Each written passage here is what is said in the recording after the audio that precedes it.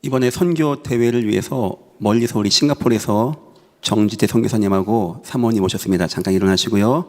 감사합니다. 환영합니다. 우리 박수로 환영하겠습니다. 선교사님 감사합니다. 급하게 중직자분들을 위해서 설교를 준비했습니다. 오늘 아마 안수지사님들 식사가 바베큐가 있고 그래서 제가 지금 여러 가지 얘기도 하는 가운데 지금 중직자의 길에 대해서 설교해야 되겠다 하는 시간 가졌습니다. 바울이 서신서를 쓰게 되어집니다. 갈 수 없는 상황이 된 곳도 있다 보니까 바쁘고 감옥에 있다 보니까 각 서신서, 고린도 전후서, 갈라디아서, 에베소서 쓰게 되어집니다. 그 대상은 교회에 쓴 편지였어요. 교회. 그러니까 그만큼 바울은 교회를 소중하게, 중요하게 봤던 사람입니다.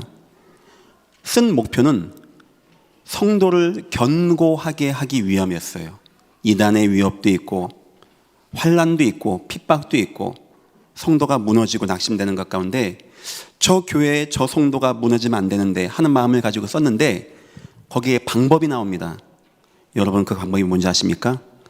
중직자를 온전하게 잘 세우는 겁니다. 중직자 한 명 잘 세워지면 받는 응답이 골로새 교회의 응답입니다. 에바브라디도 같은 사람이 중직으로 든든히 세워졌는데 거기는 바울이 간 교회도 아닙니다. 그들이 와서 두란노에서 은혜 받고 돌아가서 세운 교회입니다. 이런 사람들이 빌레몬 같은 사람들이 그 교회를 든든하게 세웠더니 교회가 응답받고 산다는 겁니다. 반면에 바울이 마음 아픈 교회가 있었습니다. 빌립보 교회입니다. 막 갈등이 심합니다. 다툽니다. 문제가 뭐였냐? 루디아하고 순두개라고 하는 중직들이 싸움이 난 거예요. 막 갈등하는 겁니다. 바울이 이런 표현합니다. 내가 여러 번 울었습니다. 또 눈물로 고백합니다. 많은 사람이 그리스도 예수의 십자가의 원소를 행하고 있습니다. 하면서 한 사람이 예를 듭니다. 여러분 에바브라디도 중직자 알지 않습니까? 자기 돌보지 아니하고 주의를 하고 몸 아픈 것도 말하지 아니했는데 하나님이 이렇게 축복하지 않았습니까? 중직자 한 명 잘 세워지면 교회가 살고 교회가 축복받습니다. 스데반 같은 우리 순교자, 중직자 얼마나 그 영향력이 큽니까? 빌립과 같은 중직자 사마리아 지역 복음화하고 에디오피아 간닥의 여왕의 국구 맡은 내시를 복음화하고 얼마나 귀한 사역합니까? 반면에 똑같은 일곱 집사인데 니골라와 같은 사람 한 명 세웠더니 요한계시록 2장 니골라 당을 만드는 거예요. 교회 폐가 갈려지는 겁니다. 교회가 파벌 싸움이 나는 거예요. 아마 사도 바울이 예전 교회에 편지를 쓴다면 아마 물론 담임 목사 중요하겠죠. 성도 우리 후대 중요하겠죠. 아마 저는 지금 이 앞에 찬양하신 우리 든든한 거진 군가 같은 수준의 찬양이었습니다. 우리 장로님들과 이런 분들에게 편지를 쓰지 않겠는가. 그랬을 때 바울이 중직자에 대한 마음을 담고 디모데전서 3장에 중직자는 이런 분이 되어야 됩니다 라는 마음을 가지고 쓴 내용을 가지고 함께 나누면서 예전계 모든 분들을 중직자의 인생 사시기를 예수 이름으로 축원합니다. 오늘 말씀의 제목입니다. 중직자의 길. 먼저 여러분에게 소개할 게 있습니다. 특별 조직이 예전 교회에 있습니다. 특별 조직이라는 것은 다른 교회는 없는 조직입니다. 하지만 굉장히 중요하기 때문에 이 조직은 담임 목사 직할로 움직입니다. 담임 목사가 제가 직접 움직이는 조직입니다. 이런 게 왜 있지? 설명하고 싶어서 준비했습니다. 전략기획팀이라는 것이 있어요. 당회 산하 전략기획팀입니다. 이게 뭐냐니까 제가 처음에 당회장, 제가 39대 목사가 됐어요. 예전교회 목사로 왔어요. 그러니까 제가 얼마나 지금 여기 39대신 분들 계시지 않습니까? 아무것도 모르는데 이 큰 교회 당회장 되니까 막 제가 정신이 없더라고요. 당회하면서 느꼈어요. 당회가 갈등이 나는 이유는 이거구나. 모르는 안건을 서로 막 얘기하고 토론하다 보니까 말도 세지면 막 상처도 주고 상처도 받고 갈등이 생기더라고요. 그래서 제가 그때부터 뭘 만들었냐니까 전략기획팀입니다. 여기는 우리 권력 장로님이 대표로 계십니다. 그래서 장로님에게 제가 다음에 회의할 안건이 만약에 학교를 구입하는 거다 하면은 제가 먼저 얹으려면 장로님, 학교 구입 뭐 현직 교사분들 모아서 팀을 꾸려서 예전 교회 현 상황에서 이 학교를 운영하는 게 맞는지 안 맞는지를 조사해 주십시오 하고 한 달 정도를 기한을 줍니다. 그럼 한 달 동안에 조사를 쭉 합니다. 우리 전에 여기 학교 하나 살려고 했었잖아요. 교육지원청까지 다 갔다 오신 거예요. 우리 모든 교사분들이. 최종 결론이 뭐냐? 목사님, 우리 교회하고는 안 맞는 것 같습니다. 그럼 전 거기서는 딱 스톱시킵니다. 그걸 만약에 당회에 올라가면 막 사자 말자 뭐 믿음 있어 믿음 없어 하면은 그땐 교회는 이게 두동강 나더라고요. 제가 그걸 느꼈어요. 그래서 해서 이거는 하고 만약에 뭐 사단법인입니다 하면은 이게 안건이 옵니다. 그럼 제가 얘기합니다. 장로님, 복잡하게 저한테 설명하지 마시고 A안, B안, C안으로만 갖다 주십시오. 그럼 제가 그거 가지고 당회에 올립니다. 상임위원회. 그럼 상임위원회에서 A안이다 딱 판단하면은 당회에 공포하고 성도님들에게 얘기해서 할 수 있게. 이렇게 하는 이유는 교회가 효율적으로 움직이기 위해서. 자꾸 막 갈등과 이게 잘 모르는 분야를 하다 보니까 또 법적인 것도 끼다 보니까 우리가 열심히 했는데 나중에 법으로 안 된다면 안 되는 거잖아요. 그래서 저런 전문팀이 앞으로 우리가 복지법이 만들 겁니다. 그럼 제가 또 저 팀을 모집합니다. 장로님, 예전 교회 복지랑 관계된 분들 만나 주십시오. 그래서 예전 교회 합당한 복지 시스템에 대해서 A, B, C로 저에게 보고해 주십시오. 제가 검토하고 상임위원회에 올려서 얘기하고 당에 통과시켜서 나가는 겁니다. 이렇게 하는 이유는 갈등이 잦아져요. 그래서 지금은 뭐 당에서 뭐 갈등할 것도 없고 할 이유도 없고 그렇게 하기 위해서 전략기획팀을 당회장인 제가 직속으로 제 권한으로 두고 움직이는 팀이 있습니다. 이해하시겠죠? 아니 당회가 있는데 저건 또 뭔가 그런 이유 때문에 전문가들을 움직여서 갈등의 요소를 줄여서 일을 할 수 있게끔 만드는 것입니다. 자, 두 번째입니다. 해외 선교팀이 있습니다. 다 아시죠? 우리 뭐 염경준, 고은파, 뭐 이광진, 최병환 다 이 팀들입니다. 이번에 이제 새로 최운철 집사님을 또 서로 영입했습니다. 이 팀은 뭐냐니까 예전 개념이 타이트합니다. 모든 교육자들이 뭐 캠프에 뭐 현장의 지역에 빡빡해요. 뭐 여자분들, 뭐 스태프들 이 교회가 막 톱니바퀴까지 돌아갑니다. 하고 교육자 숫자가 상당히 적습니다. 저희가 지금 한 10명 정도로 이 큰 교회를 다 움직입니다. 근데 보통 이런 예전교회 같은 경우면 목사 한 10대 명, 20명 답니다. 근데 우리는 최소한의 인원으로 움직여 나가려고 교회도 효율적으로 바꿔나가면서 해나가고 있다 보니까 그 외의 업무들이 올 때가 있어요. 예를 들면 해외에서 이제 다음 주 14일 날 세 팀이 옵니다. 해외 인도네시아에서. 이 팀들이 출발 위치가 틀리니까 오는 시간 다 틀려요. 그럼 그때마다 차를 가지고 나가야 되는 거예요. 누군가가. 제가 그때 직원을 시키겠습니까? 다 교육자 다 일하고 있는데. 그러니까 이런 일들이 많이 있더라고요. 이때는 저런 팀을 가지고 제가 움직여 나가는 겁니다. 하고 이제 해외에서 당장 이제만 20명, 30명 옵니다. 이 사람들 밥 먹는 것도 있고 뭐 숙소 가는 것도 있고 청소도 해야 되고 뭐 잘 있는지 막 간식도 넣어주고 이걸 누가 다 맡아 할 겁니까? 누가 이걸 다 하겠습니까? 그래서 이런 거 할 수 있는 팀으로 때로는 제가 개인적인 거 부탁합니다. 나 집 이사 가는데 그러니까 제 아내가 막 불만이 많아요. 남자가 집에 이사 갔는데 저는 이사 다 끝나면 연락하라고 했죠. 이사 간 집에 안 가면 안 되니까. 그러니까 막 짜증내고 막 그래서 그럴 때는 이제 부탁합니다. 우리 집 이사 갔는데 좀 가서 전기 좀 봐주고 해달라고. 그러니까 저 팀은 저의 그런 굉장히 저를 도와주는 팀이에요. 저 굉장히 마음이 맞고 때로는 제가 가끔 어디 가서 좀 쉬고 싶을 때가 있어요. 제가 추석이나 설날 같은 데는 제가 근무를 다 씁니다. 시골 안 가고 하고 제가 좀 시간 내서 쉬고 싶으면은 이 팀한테 얘기합니다. 그럼 이 팀이 목사님 가시죠 하면은 이게 저를 인도해서 좋은데 좀 가서 맛있는 거 먹고 올 수 있는. 그러니까 제가 예전 교회를 일할 때 뭐 얘네 움직일 때 이 어떻게 교사가 다 움직입니까? 저런 팀들이 움직이는 팀으로 일단 주 메인 업무는 선교입니다.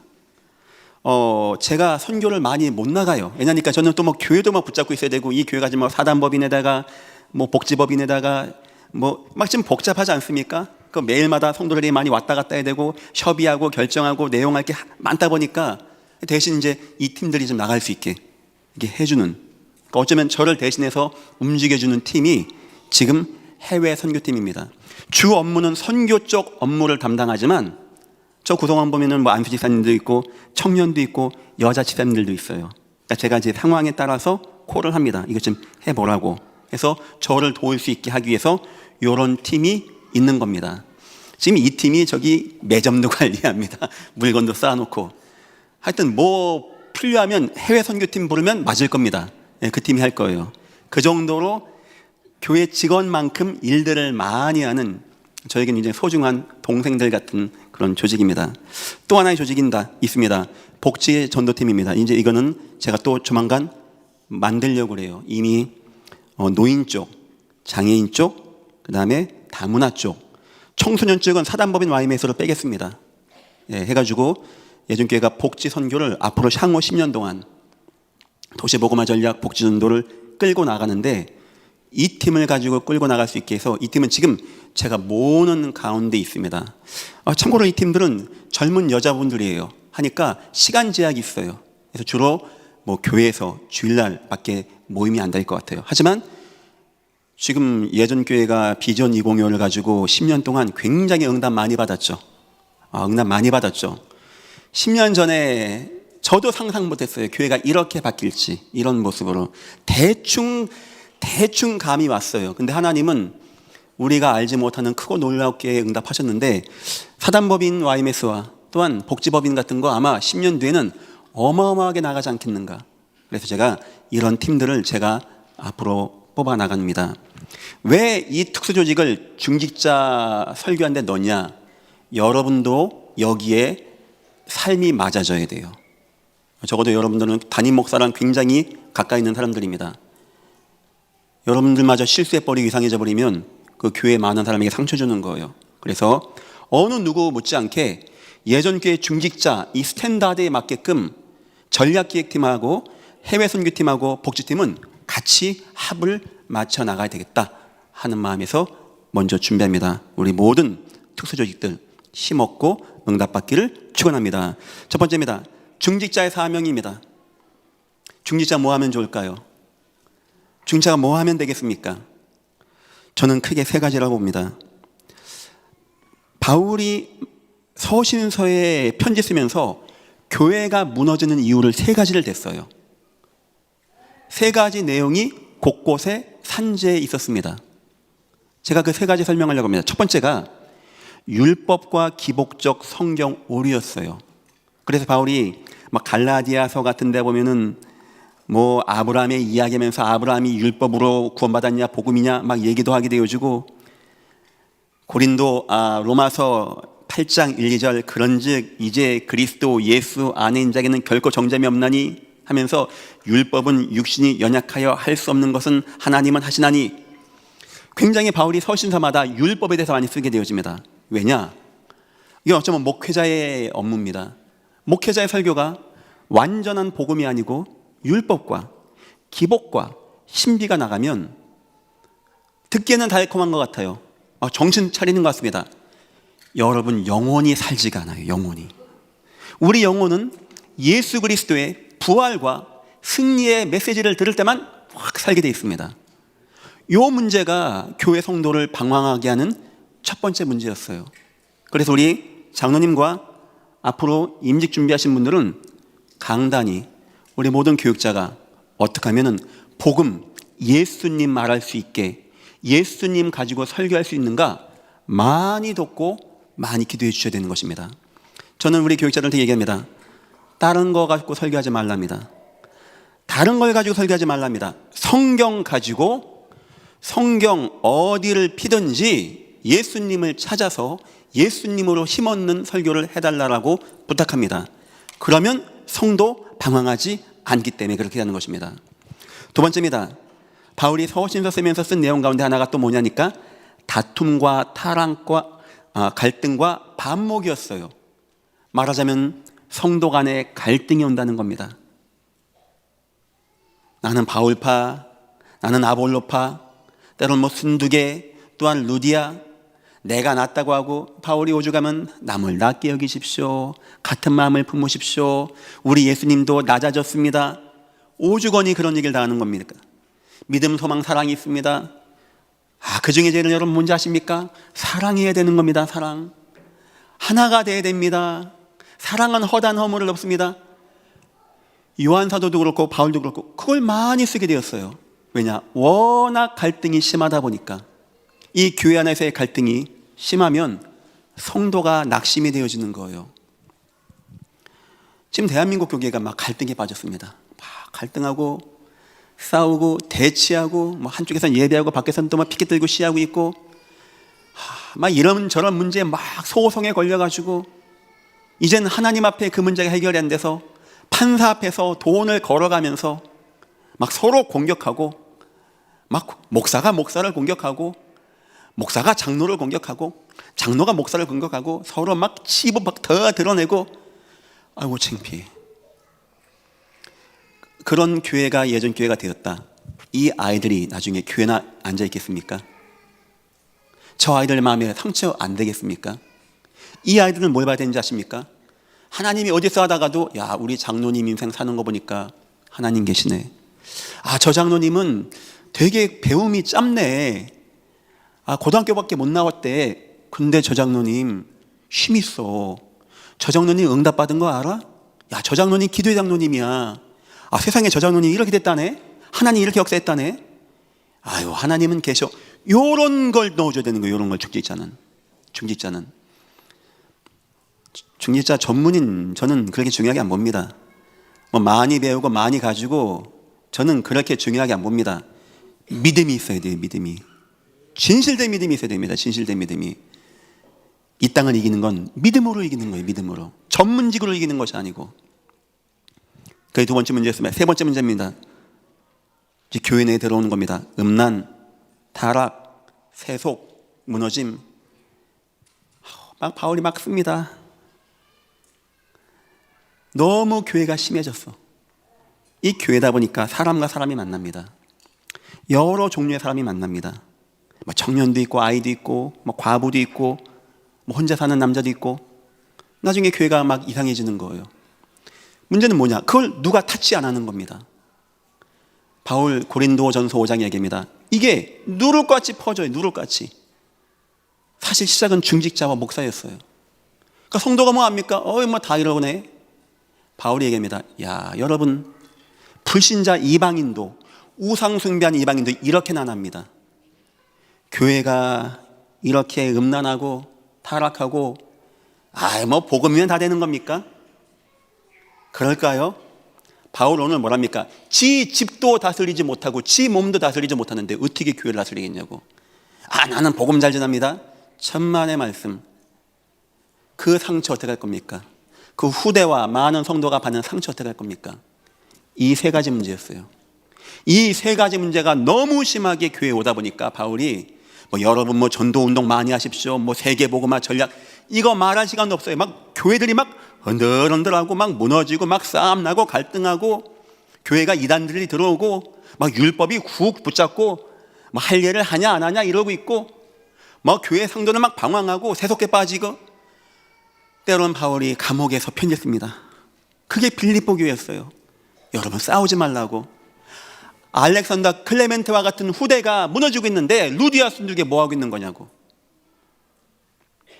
자, 이런 문제가 기올 때 주님 방법이 뭐냐? 사도행전 3장 보니까 중직자를 세우는 거였어요. 우리 중직자 여러분들 이런 사명 감당하시기를 예수 이름으로 축원합니다. 말씀과 기도의 사도가 전무할 수 있게. 그래서 목회자는 성경을 보는 시간이 많이 있어야 됩니다. 제가 우리 교육자분들 얘기했어요. 성경만 읽으라고. 성경 가지고 설교하라고. 다른 거 가지고 하지 말라고. 여러분 마찬가지입니다. 하나님 말씀이 이렇게 두꺼운 데는 이유가 있는 거 아닙니까? 읽어보라고. 이게 안 읽고 그냥 몇 장, 몇 절, 몇 절 하면 다 오직 예수 통하는 겁니까? 저 신천지 이단들은 성경을 드립다 파고옵니다. 성도는 아무것도 몰라. 주는 그리스도시 하면 끝나는 겁니까? 여러분들도 인생을 정해놓고요. 성경 읽는 시간을 많이 가져야 됩니다. 성경 곳곳에 숨겨져 있는 그리스도를 찾아내셔야 되는 거예요. 너무 성도들이 성경을 모르고 있어요. 그냥 사도행전 1장 8절만 그냥 달달 외우고 있어요. 그래가지고는 안 되는 겁니다. 이 예언의 말씀을 읽는 자, 듣는 자, 지켜 행하는 자 복이 있도다. 말씀 읽으라고 했어요, 성경에. 그걸 우리는 마음에 두고 은혜 받고 응답받아야 됩니다. 중직자가 세워서 사도가 말씀과 기도에 전무할 수 있게 도와주는 거, 여러 가지 문제 같은 거 잘 케어해주고, 문제 사건 잘 마무리하고, 말씀과 기도, 교회가 막 말씀 중심, 기도 중심 나갈 수 있게, 이게 바로 중직자의 첫 번째. 두 번째입니다. 갈등, 다툼, 반목이 납니다. 헬라파, 히브리파 막 싸웁니다. 너무 어렵다 보니까 먹는 문제 갖고 싸웠어요. 이해되는 거죠. 아마 제 생각입니다. 여기 중자들이 내지 않았겠는가. 요셉 같은 사람은 땅을 내지 않았겠는가. 아나니아 삽비라는 땅 냈다가 반 팔았다가 문제가 온 것이 아니겠는가. 어쨌든지 중직자 세워줬더니 이 싸움이 멎어지는 거예요.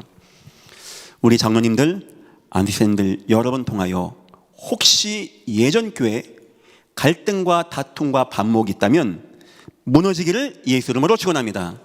이런 문을 통해서 그게 무너져야 돼요. 그게 중직자의 사명입니다. 그리고 교회의 문제, 사건, 더욱더 교회가 은혜 받고 응답받을 수 있게 사도행전 6장 7절입니다. 요렇게 중직자 스데반과 비롯하여 7명 지사님 뽑았더니 말씀이 흥황하여 제자의 수가 많아지고 허다한 무리가 이 도에 복종하게 되었더라.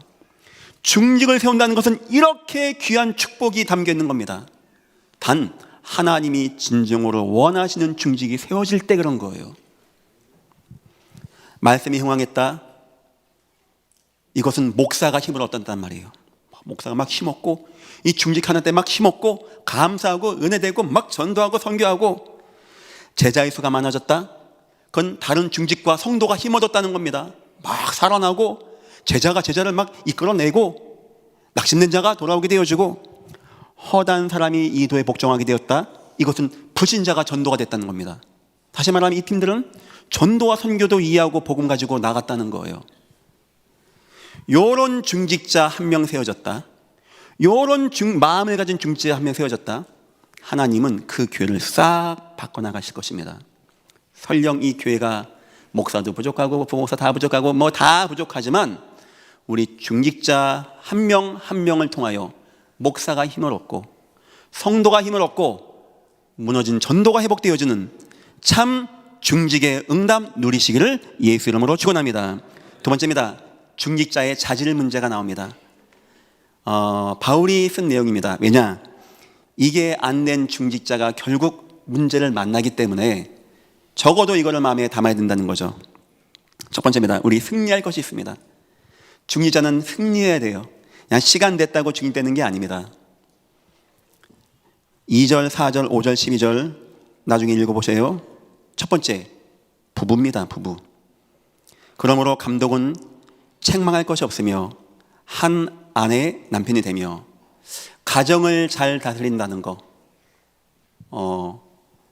아마 그 당시에는 이제 결혼도 했다, 여기저기 막 첩도 두고 옛날 그런 시대였어요. 종도 있으면 내 거 되는 거고 그런 시대였습니다. 바울은 그렇게 하지 말랍니다.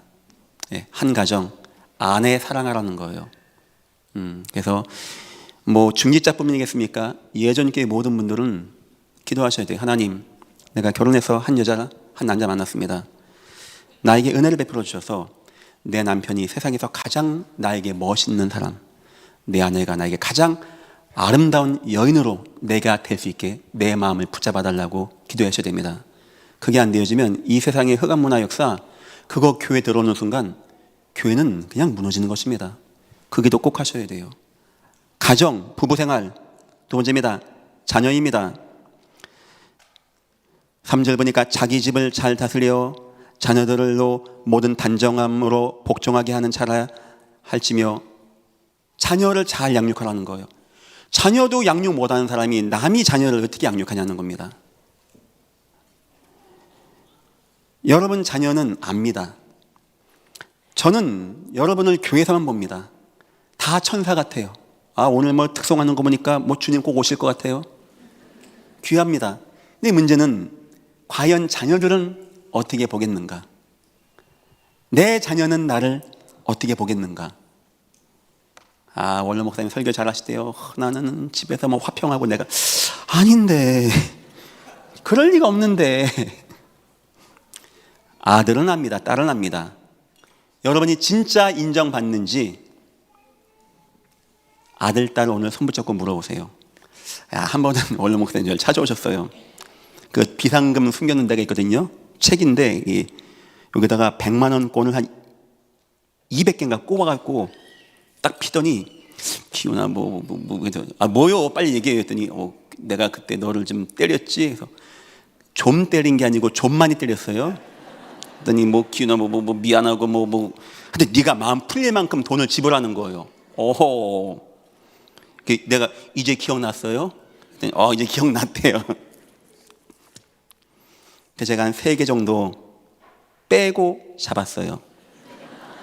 야, 눈이 막 흔들리는 거야. 울 것 같아. 그래서 반만 딱 잡고, 그러니까 아버지가 됐냐 해서 일단은 됐다고.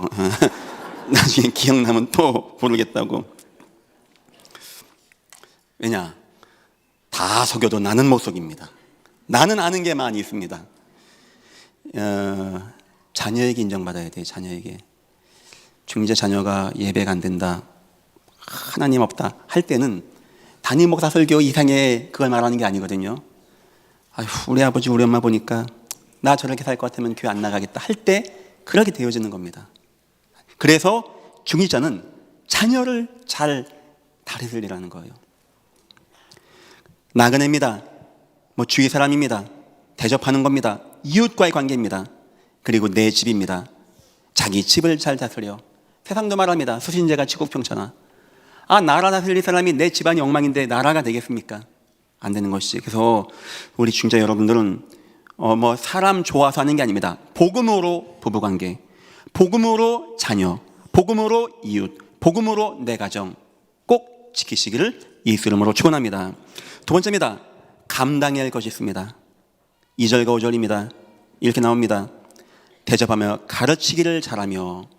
그래서 우리 중자분들은 꼭 교사 같은 거 예전께서 꼭 해보십시오. 그런 거 잘해야 됩니다. 왜냐니까 때로는 가르치는 사명을 가지고 있어야 돼요. 가르치는 설교하는 기술도 좀 배워야 됩니다. 특히 우리 선교팀 같은 경우 해외 나가서 많이 말하는데 그런 것도 많이 알아야 돼요. 가르치는 거 잘하며 또한 교회를 돌보며. 5절 보니까 교회를 돌아보리오. 그냥 나 끝나고 지금 이 교회 쓰레기 떨어진 건 없는지, 뭐는 잘 돌아가고 있는지, 우리 직원들이 뭐 하는데 어려운 건 없는지, 교회 차는 잘 굴러가는지. 적어도 주일날 오면은 그래도 참 감사하게 우리 집사님들이 막 청소도 하고 지난주에 막 청소한다고 너무 감사합니다. 예, 그거 마음에 가져야 돼요. 그거 교회가 중요한 거 아시겠죠? 예전 교회가. 이거는 단순히 우리가 모여서 예배했다 이게 아닙니다. 내 후대가 이 교회에서 응답받고 승리해야 돼요. 그래서 이 교회는 좋은 교회 만들어야 되는 것입니다. 이 교회 응답받게 되는 거예요. 사실 이 아이들 키우는 거 우리 별 관계 없습니다. 하지만 우리 후대가 영원히 복받기 위해서는 빚도 빨리 갚아야 되는 것이고요. 좋은 시스템, 좋은 건물들, 좋은 라이센스 준비해놔서 후대들은 마음껏 전도할 수 있게 해줘야 되는 거예요. 저도 교회 마음에 담고 있습니다. 저는 평상시에 교회에서 잡니다. 할 게 많아요. 챙길 게 많고 설교할 게 되게 많이 있습니다. 설교도 막 다 영상 나가는 것 때문에 그냥 대충 할 수가 없어요. 그래서 그냥 교회에서 그냥 준비를 합니다.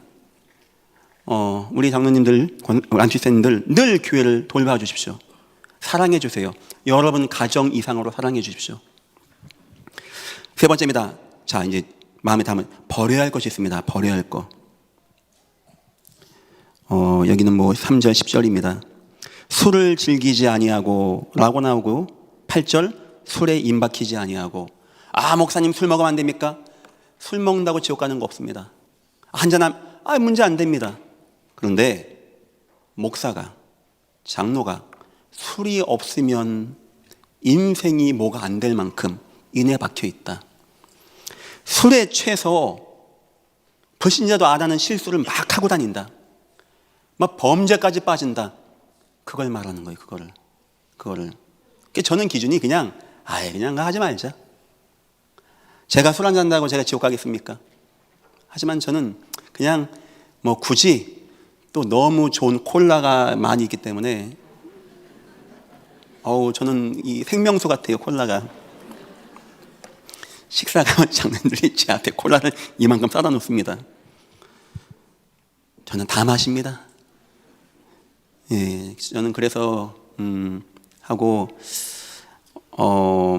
그래요. 중직이 막 술에 취해서 막 돌아가는 모습을 동네에서 누가 봤다. 그럼 굉장히 덕이 안 되는 거예요. 더운데 집에서 맥주 한 잔, 그거에 누가 뭐라 하겠습니까? 그거 먹었다고 전 지옥 간다 생각 안 합니다. 그거 먹다가 성령이 술 먹었어 나 나갈 거야 안 합니다. 하지만 인해 박히지 말라는 거예요. 막 가가지고 막 이걸 한 잔 안 하면 몸 막 떨려. 이걸 하나야 평안. 그거 어떻게 합니까? 그런 경우는 중직을 하지 말라는 거예요. 이해하시겠죠? 제가 약간 술이나 이런 문제에 대해서 율법과 방종이 있다면 약간 율법으로 얘기합니다. 우리 목사님 율법이다. 괜찮아요. 그렇게 말하십시오. 왜냐? 그래도 여러분들은 이 중앙에 안 와요. 여기 온다는 걸 제가 압니다. 아마 더 이렇게 강하게 얘기할 것 같아요. 그래야지 무너지지 않기 때문에. 뭐 사고 나는 거, 이상한 범죄 나는 거 보면 다 술이 끼고 있는 거예요. 뭐 음주 사고, 뭐 취중에 무슨 뭐 성폭력이 일어났다라고 하고. 왜 그렇게 합니까? 그 정도가 되면 음식이 아닙니다. 술이. 기호식품이 아닙니다. 사단이 나를 탁 붙잡은 사단의 통로가 되는 거예요.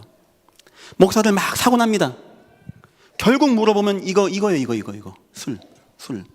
너무 목사가 그렇게 술이 좋아가지고.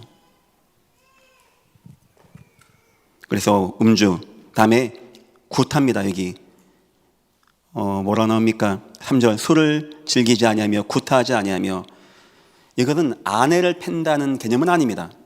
그 당시 노예들이 많이 있었어요. 패는 거예요.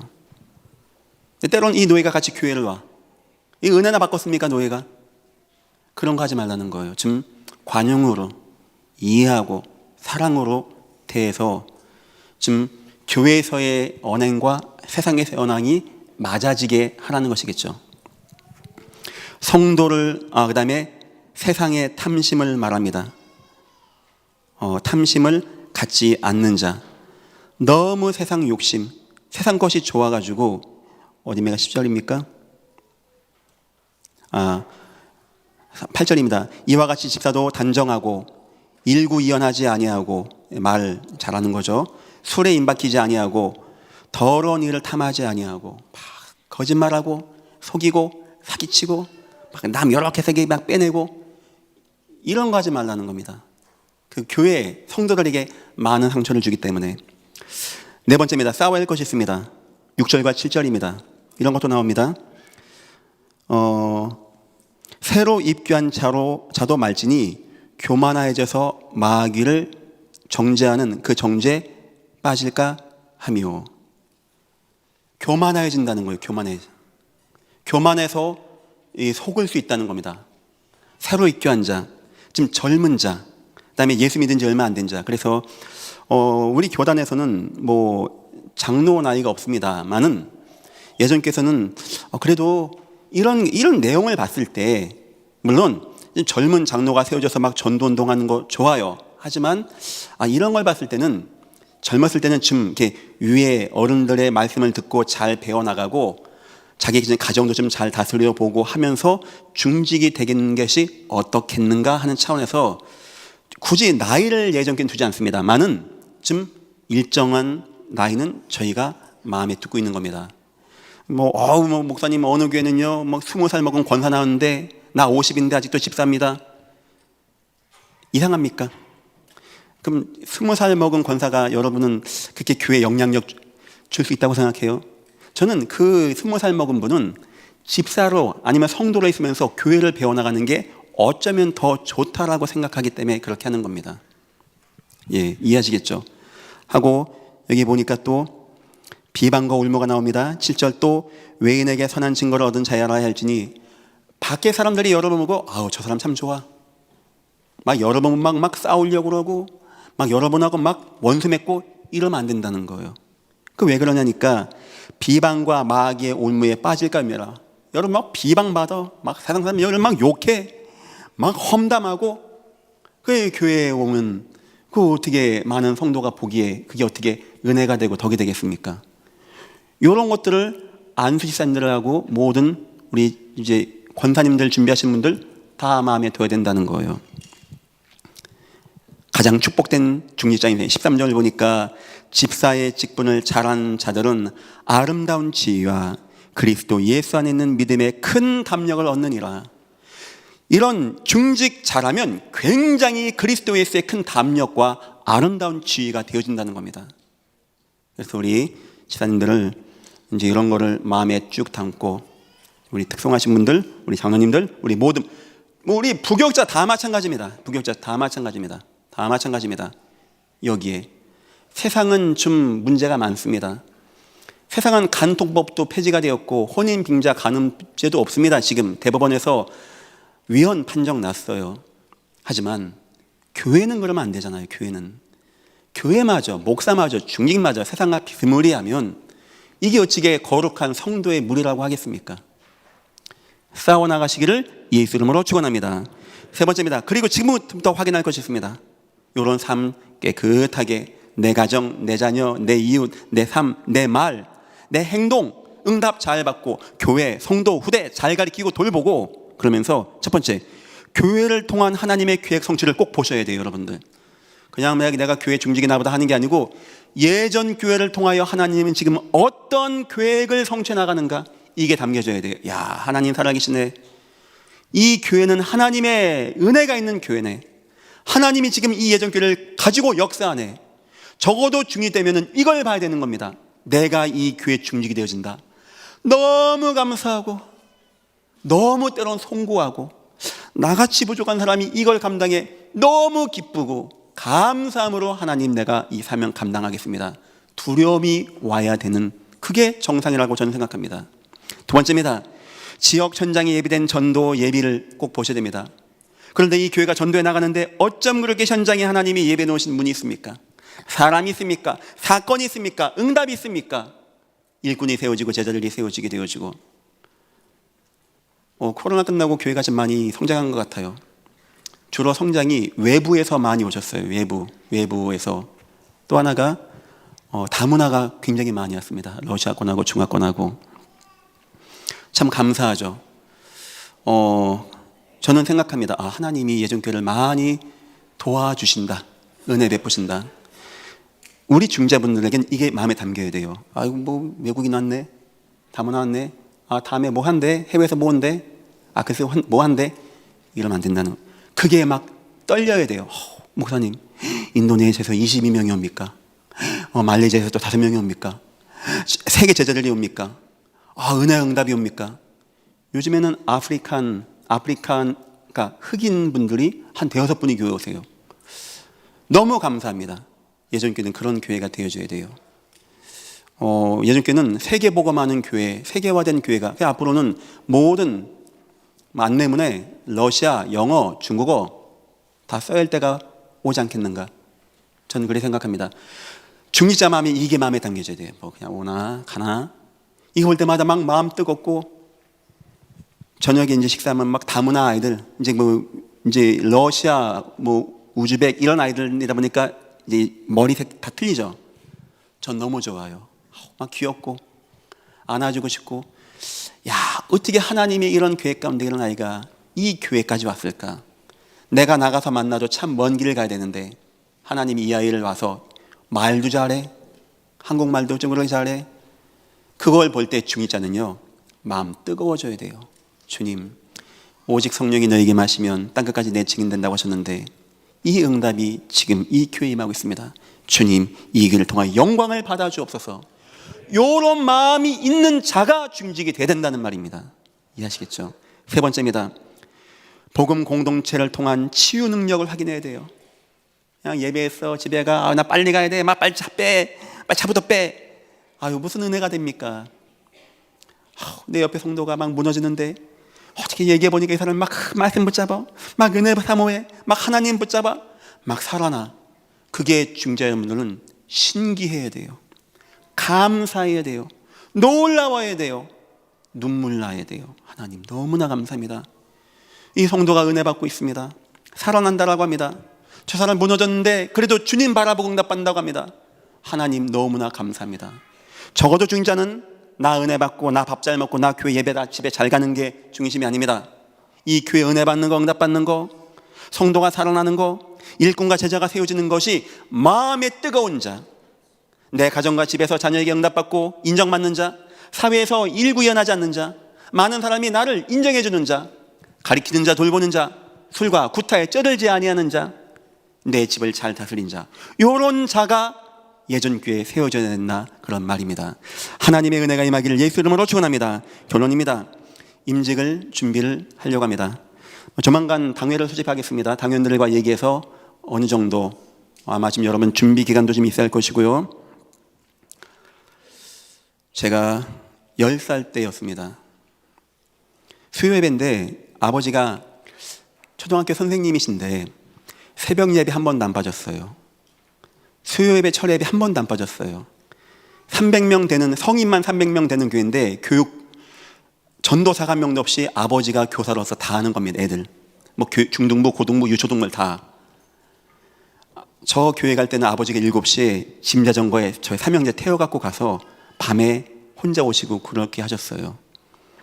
그렇게 교회를 사랑하신 분이었어요. 제가 그거 하나는 진짜 인정합니다. 제가 만약에 그런 중직이 하나 있다면 굉장히 마음이 든든할 것 같아요. 늘 교회를 안 간 적이 없어요. 한 번은 교회를 안 가는 거예요.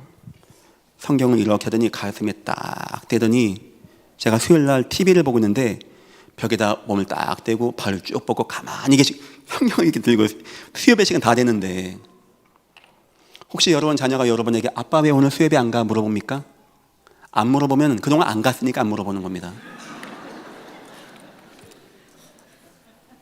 저는 물어봤어요.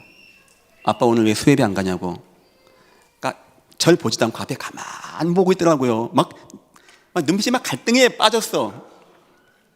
그게 뭘 한 자입니까? 그 당시 원로 목사님이 나이가 39세였어요. 기훈아, 사람들이 내가 좋은 사람이라고 생각하는 것 같아. 내가 교회 잘 나가고 열심히 했더니 나를 좋은 사람으로 아나 봐. 나를 장로 세운다네. 근데 나는 장로하면 안 될 것 같아. 내가 교회 갈 수도 없고 안 갈 수도 없고 내가 이러고 있다라고 얘기하더라고요. 저는 어린 나이에 제가 장로 교육을 재직 세미나를 참여한 건 아니지만 그때 교회 장로는 이런 분들이구나. 굉장히 고귀하고 굉장히 존귀하고 굉장히 아름다운 분들이구나. 이분들은 이 교회 굉장히 소중하고 내가 공경하고 따라갈 분들이구나. 저는 그 아버지의 그때 그 말 가운데 장로를 그렇게 느꼈습니다. 그의 아버지는 통합 측에서 가장 어린 나이로 40세의 장로가 되셨습니다. 원로 목사님이시죠. 그렇게까지 제가 원하지는 않습니다. 하지만 저는 적어도 나 왜 장로 안 시켜줍니까? 저는 그런 말은 아니라고 봅니다. 저는 적어도 이런 정도의 그런 준비, 내가 장로가 이게 맞을까? 저는 그게 맞다고 생각합니다. 예배를 사모하는 자입니다. 임마누엘을 아는 자입니다. 임마누엘의 힘을, 주님이 나와 함께하는 이 은혜를. 그래서 아마 중직자 되는 기준이 있겠죠. 여러 가지 있겠지만 저는 그렇습니다. 저는 예배입니다. 예배. 요즘에 수요예배 같은데 철예배 같은데 우리 애들 한 7, 80명 옵니다. 근데 중직이 안 온다. 그거는 목사님 내가 요즘 바빠서. 바쁜 분은 중직할 수 없겠죠. 저는 그렇게 생각합니다. 적어도 예배가 안 되어진다. 수요예배, 철예배가 안 되어진다. 저희는 코로나 끝나고 수요예배가 2배가 됐어요. 철예배 많아졌습니다. 애들도 많아지고 젊은 3040도 많이 옵니다. 근데 이제 중직분들이 못 온다. 저는 그러면 안 된다고 봐요. 두 번째입니다. 화평케 하는 자입니다. 이 중직 가면은 막 살아나야 돼요. 막 갈등 빚고 싸우고 그러면 안 되겠죠. 막 사람들 마음이 뜨거워지고, 저 장로님 만나면 막 하나님 만난 것 같고, 장로님하고 얘기하면 하나님 음성 들은 것 같다고 얘기하고, 지금 이해하고 사랑하고, 이런 모습, 이거는 원네스라고 합니다. 그 다음에 현장을 발견한 자입니다. 그러면서 저 빌립과 같이, 스데반 같이 전도를 마음에 담아서 많은 성도를 이끌고, 내가 예수를 아는 가장 충격이 있다면 우린 전도자가 되어집니다. 말할 수밖에 없는 거예요. 이거는 세상과 함께는 위대를 말하는 것입니다. 예전 교회가 이제 중요한 시간표에 온 것 같습니다. 오늘 우리 안수자님들 너무나 감사하고, 장로님들 권사님들 너무나 감사하고, 모든 예전교회 분들 중직이 되어지는 참 응답 누리시기를 예수 이름으로 축원합니다. 기도하겠습니다. 하나님 감사합니다. 이 교회를 축복하셔서 이 교회는 하나님이 진정으로 원하시는 중직들이 세워지고 세계 복음화의 은혜와 응답이 임하게 축복하시고 인도하여 주옵소서. 예수님의 이름으로 기도했습니다. 아멘.